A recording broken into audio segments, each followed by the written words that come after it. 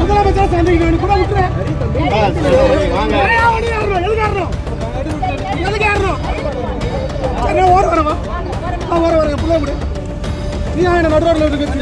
திருவள்ளூர் மாவட்டம் காக்கலூரை சேர்ந்த கோதண்டபாணி என்பவர் தலைமை காவலரா பணியாற்றி வராரு. இவருக்கு 13 வயதுல மகள் இருக்கக்கூடிய நிலையில தான் கடந்த திமுக ஆட்சி காலத்துல மகளுக்கு தவறான சிகிச்சை அளிக்கப்பட்டதா நீதி கேட்டு தலைமை செயலக நுழைவாயில் முன்பே நின்றபடி காவலர் சீருடையில திமுக கட்சியுடைய கொடி எரித்து போராட்டத்தில் ஈடுபட்ட சம்பவம் பெரும் பரபரப்பை ஏற்படுத்திச்சு. இதுக்காகவே கடந்த 5 ஆண்டுகளா மருத்துவத்துறை அலுவலகம், டிஜிபி அலுவலகம், தலைமை செயலகம்னு பல இடங்கள்ல போராடிய நிலையில மறுபடியும் தலைமை செயலக நுழைவாயில் வந்து போராட்டத்தில் ஈடுபட்டிருக்காரு. என்னுடைய மகளுக்கு நீதி கிடைச்சே ஆகணும்னு கோஷங்களிட்டு போராட்டத்தில் ஈடுபடும் பொழுது அங்கு பாதுகாப்பு பணியில் இருந்த போலீசார் இவரை தடுக்கவும் முயற்சி செய்திருக்காங்க. இதனால இருதரப்பினருக்கும் கடுமையான வாக்குவாதம் ஏற்பட்டு தள்ளுமுள்ளும் ஏற்பட்டிருக்கு. போராட்டத்தில் ஈடுபடக்கூடிய காவலர்கிட்ட பேச்சுவார்த்தை நடத்தியதோடு மட்டுமில்லாம அவரையும் அவருடைய குழந்தைகளையும் வாகனத்தில் ஏற்றி அனுப்பி வைத்திருக்காங்க. இதனால தலைமை செயலகம் முன்பு சிறிது நேரம் பரபரப்பான சூழல் ஏற்பட்டிருக்கு. இந்த செய்தி குறித்த உங்களுடைய கருத்துக்களை கீழே ஷேர் பண்ணுங்க. மேலும் செய்திகளை உடனுக்குடன் தெரிந்து கொள்ள பிஹைண்ட் இட்ஸ் நியூஸ் வாட்ஸ்அப் சேனலுடன் இணைந்திருங்கள். இந்த செய்திகளை வழங்கியோர் Lexco holidays, doctor Srivarma wellness,